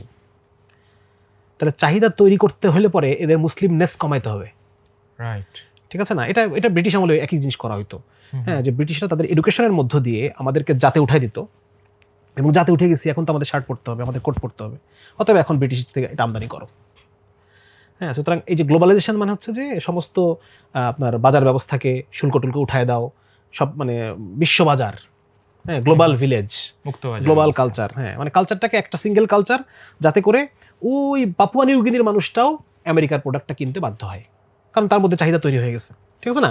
তো এটা হচ্ছে মূল উদ্দেশ্য গ্লোবালাইজেশন। এখন এই জায়গায় গ্লোবালাইজেশন থেকে যদি আমি নিজেকে রক্ষা করতে চাই, রক্ষা করতে হবে আমাদেরকে, হ্যাঁ, নাহলে পরে আমি আমার সন্তান সমকামী হয়ে যাবে, স্বকীয়তা ভুলে যাবো সবকিছু আমরা। হ্যাঁ, আমাদের মধ্যে ওরা যেমন চেষ্টা থাকছে মুসলিমনেস কমানো, যাদের মধ্যে মুসলিম পরিচয়টা বেশি তাদেরকে র্যাডিক্যাল নাম দিছে, যারা র্যাডিক্যাল মুসলিম, এরা মৌলবাদী, ঠিক আছে? এভাবে বিভিন্ন নাম টাম দিয়ে আমাদেরকে মানে ভিলেন বানানো হচ্ছে, কোণঠাসা করে ফেলা হচ্ছে, হ্যাঁ, যাতে করে এটা হয়। তো এই জায়গায় আসলে নিজেদের পরিচয়, মানে ইতিহাস যদি আমরা না জানি, যে মুসলমানরা এই পৃথিবীকে কি দিয়েছে, এর আগে পৃথিবীটা কেমন ছিল, মুসলমানরা এই দুনিয়াকে কি দিয়েছে, হ্যাঁ, আজকের সায়েন্স থেকে শুরু করে নিয়ে যত কিছু আমরা দেখতে পাই, কলেজ, মানে ইউনিভার্সিটি সেট আপ, এই বিষয়গুলো প্রত্যেকটার পিছনে মুসলমানদের অবদান, ঠিক আছে না? আমরা যে গ্র্যাজুয়েশন গাউন পরে, কোথেকে আসছে এটা, তাই না? গ্র্যাজুয়েশন যে পরে, এটা কোথেকে আসছে? আজকে যে আমরা বিএ বলা হয়, ব্যাচেলর অফ আর্টস, ল্যাটিনে বলা হয় বাক্যালরিয়াস, এটা কোথেকে আসছে? এটা সব কিছু মুসলিমদের ওই বিষয়ে এটা লিগেসি আছে আর কি।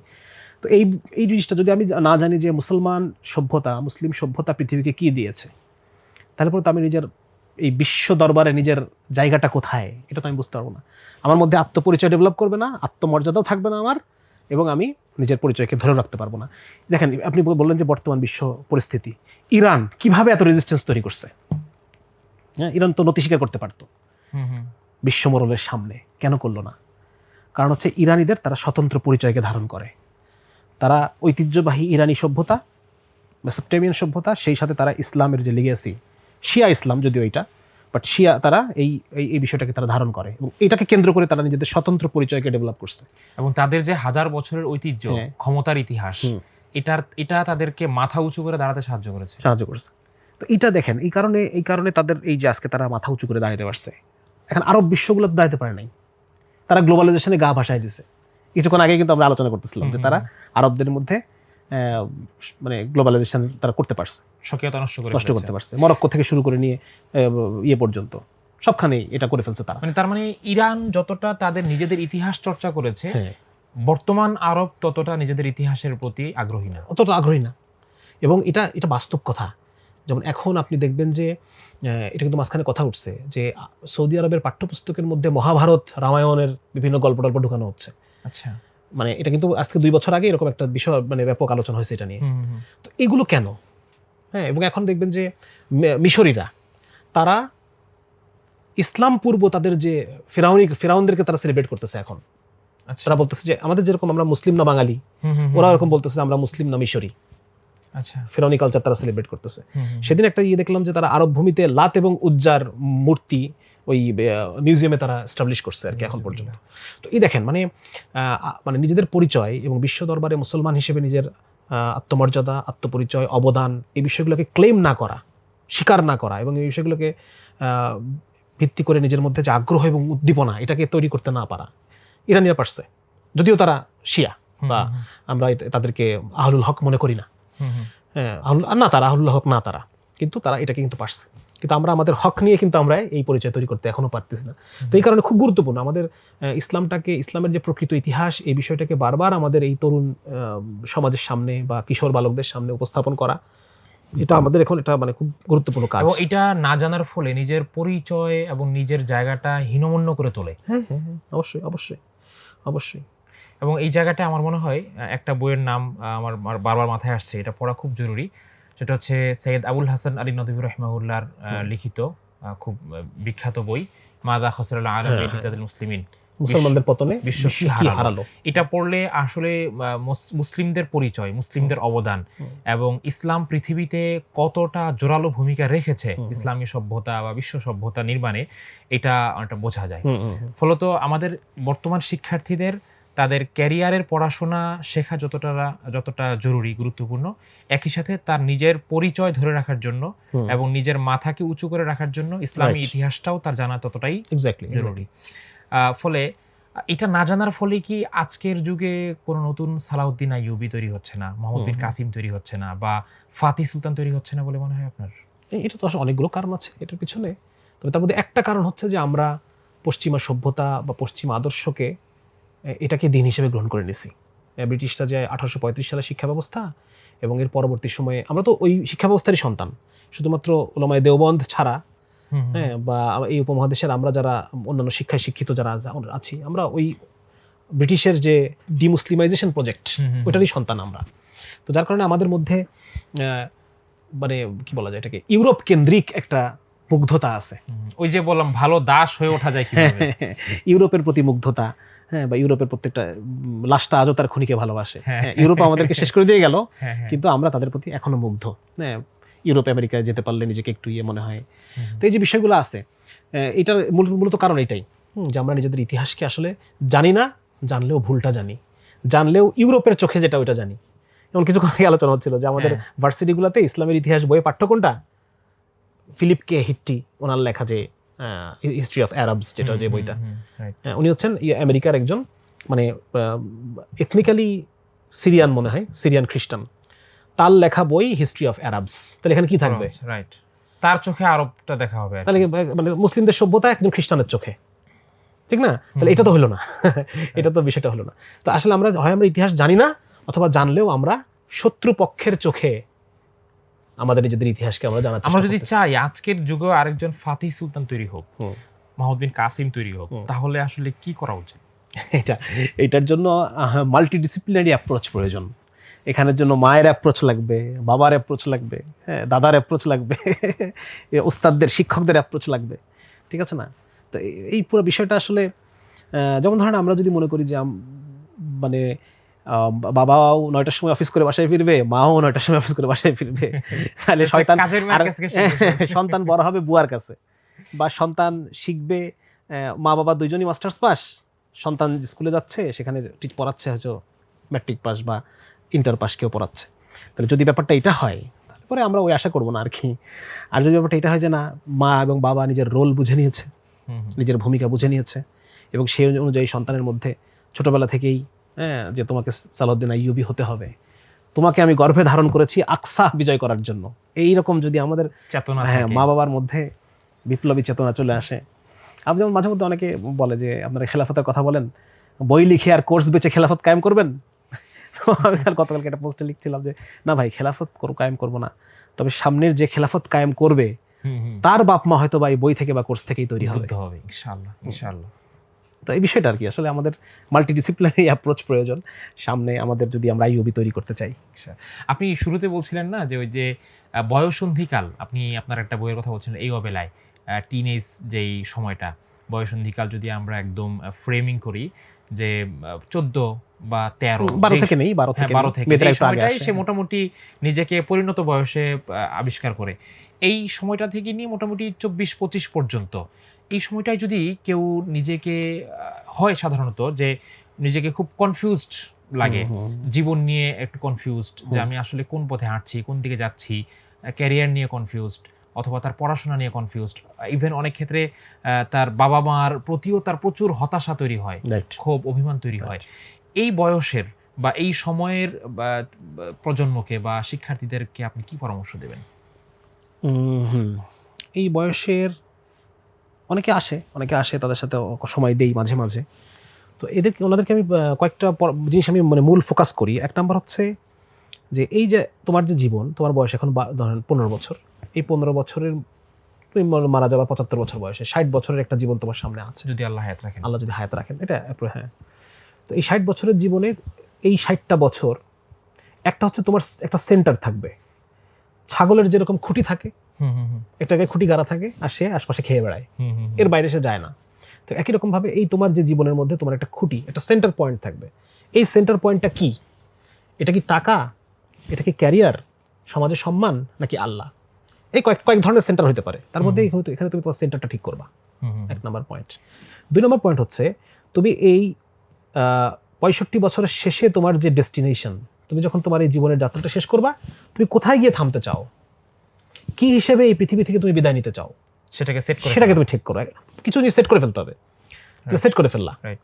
এইবার হচ্ছে তুমি এই যে তোমার রাস্তাটা, এই যে রাস্তা আজকে 15 থেকে 60 বছরের যে রাস্তা, এই রাস্তায় কোন কোন জায়গাকে তুমি মানে কিছু জায়গায় মানে পিলার গেড়ে ফেলতে হবে আর কি, কিছু জায়গায় পিলার গাড়তে হবে।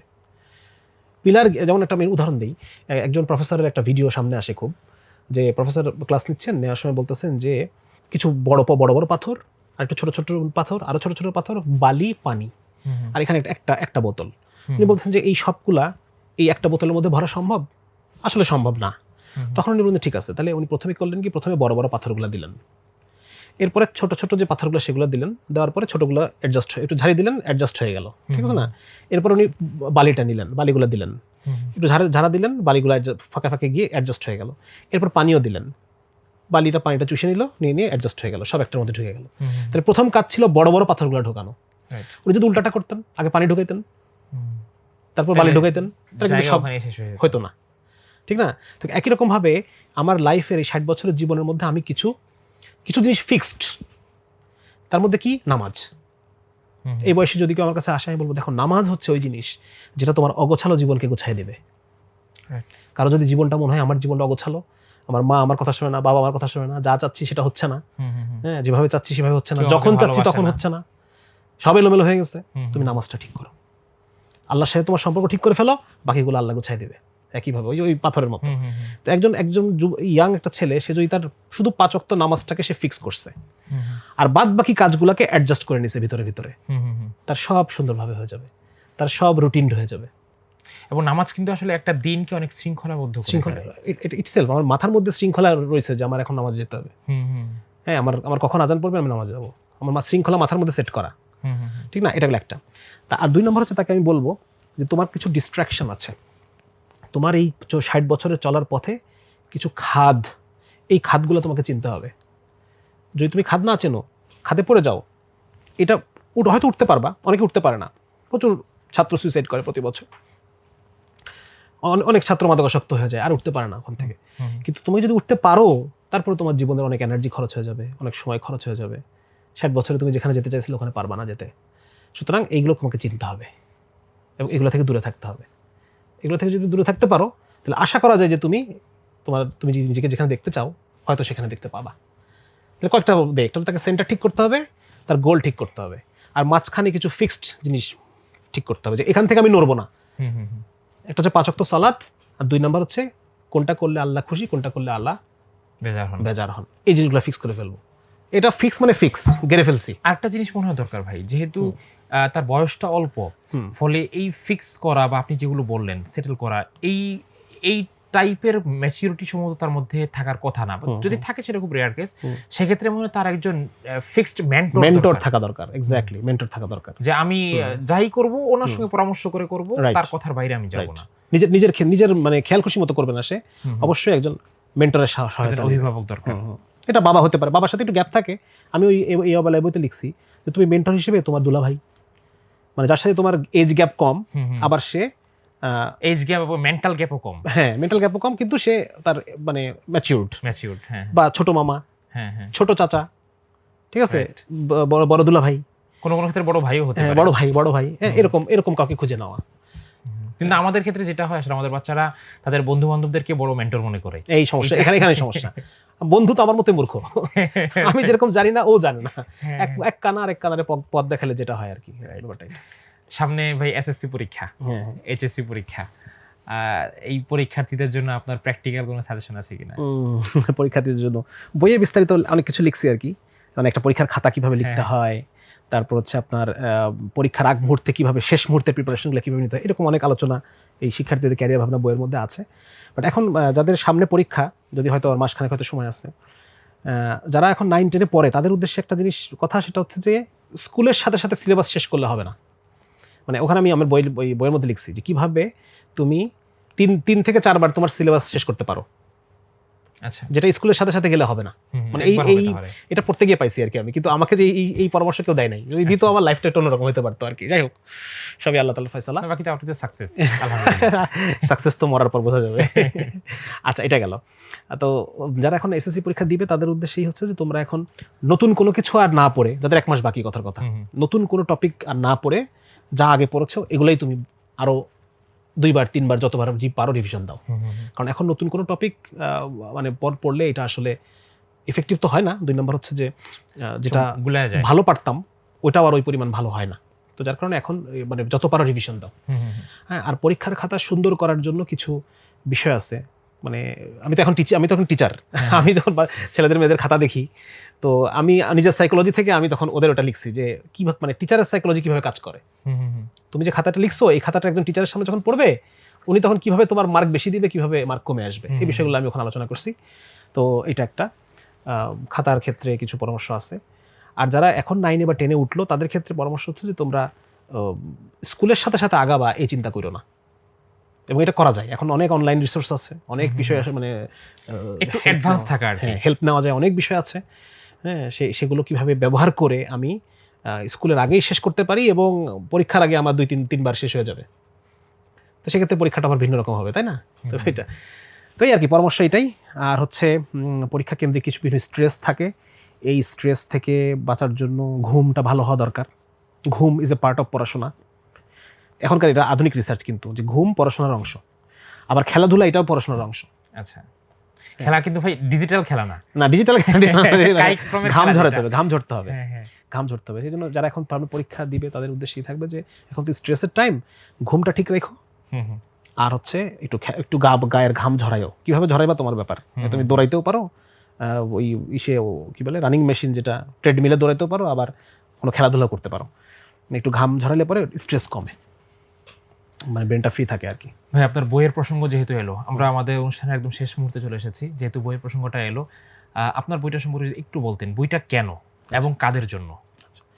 চমৎকার। আমি আসলে যখন চিন্তা করলাম এই অবেলায় বইটা লেখার পরে, আমি চিন্তা করলাম যে একটা ক্যারিয়ার গাইডলাইন সামনে থাকা দরকার, যেহেতু ওখানে বারবার ক্যারিয়ারের কথা আসছে। তো সেক্ষেত্রে মানে এই অবেলায় বইটা হচ্ছে ক্যারিয়ারের খাদ। আমার জীবনটা একটা ক্যারিয়ার, পুরো জীবনটাই একটা খাদগুলা। আর হচ্ছে এইটা লিখছি হচ্ছে রাস্তাটা ডিজাইন করছি এখানে আর কি। তো এই বইটা লেখার পিছনে উদ্দেশ্য হলো, যখন আমি রাস্তা ডিজাইন করতে নামার পরে আমি দেখলাম যে কয়েকটা বই বাজারে আছে যেগুলো আসলে টপারদের জন্য। টপার ধরেন যে যারা রিসার্চ করবে, কিভাবে কি রিসার্চ করতে হয়, কিভাবে ফরেন মানে টিচারদের দৃষ্টি আকর্ষণ করতে হয়, এটা খুব মানে কিন্তু অধিকাংশ দেখা যাচ্ছে যারা যে সমস্ত ভাইরা জাতীয় বিশ্ববিদ্যালয়ে বিভিন্ন কলেজে অধ্যয়নরত আছে, আমরা তো এভারেজ মেধাবীর মানুষ, এভারেজ যারা তাদের জন্য না। আমি বই পাই নাই এরকম। আচ্ছা, তখন আমার মনে হলো যে আমি তাহলে একটা কিছু লিখি যেটা আসলে যারা বাংলাদেশের অধিকাংশ স্টুডেন্ট যারা এভারেজ মেধার ছাত্র, এভারেজ, এরা যেন একটা কিছু গাইডলাইন যেন তারা পায়, এরকম একটা বই আমি লিখি। তো মূলত ওই চিন্তা থেকে বই লেখা, এবং এর মধ্যে আমি বেশ কিছু বিষয় আলোচনা করছি। ব্যবসা নিয়ে লেখা একটা আলোচনা আছে, যে যারা আমরা অধিকাংশ দেখা যাচ্ছে আলটিমেটলি অনেক চাকরির দরজা ঘুরে পরে ব্যবসায় ফেরত আসি, এবং এখানে আমি খুব খারাপ করতে থাকি আসলে। কিন্তু আমার যদি একটা প্রিপারেশন আগে থেকেই থাকে, যে ব্যবসা কেন্দ্রিক আমার কিছু দৃষ্টিভঙ্গির পরিবর্তন থাকে, ব্যবসা কেন্দ্রিক কিছু প্রিপারেশন, আমার মেন্টাল প্রিপারেশন যদি আমার থাকে, তাহলে পরে দেখা যাচ্ছে যে আমি ব্যবসাতে অনেক ভালো করতে পারবো। তো এরকম ব্যবসা নিয়ে কিছু আলোচনা আছে, কৃষি নিয়ে কিছু আলোচনা আছে। আচ্ছা, কৃষি পেশাকে আমরা শিক্ষিত ছেলে, আমরা ফুলবাবু টাইমাই লাগাই আমরা অফিস করব, কৃষি নিয়ে আমাদের মাথায় কিছুই নাই। এটা তো একদম আউট অফ সিলেবাস। কিন্তু মানে একটা শিক্ষিত লোকের কৃষি, এটা যে একটা ভিন্ন কিছু, এটা একটা এগ্রো বিজনেস, এটা একটা বড় কিছু। ছাদ কৃষিও হতে পারে। হ্যাঁ, হতে পারে। যেমন আমাদের এক ভাই, যে মুজাহিদ ভাই, মুজাহিদ ভাই এখন আফ্রিকাতে কৃষি করতে করতে সে আফ্রিকায় চলে গেছে, উগান্ডায় চলে গেছে। উগান্ডায় সে মানে হাজার হাজার একর জমি নিয়ে সে বিশাল তার ফার্মিং। এটা হচ্ছে শিক্ষিত লোকের কৃষি।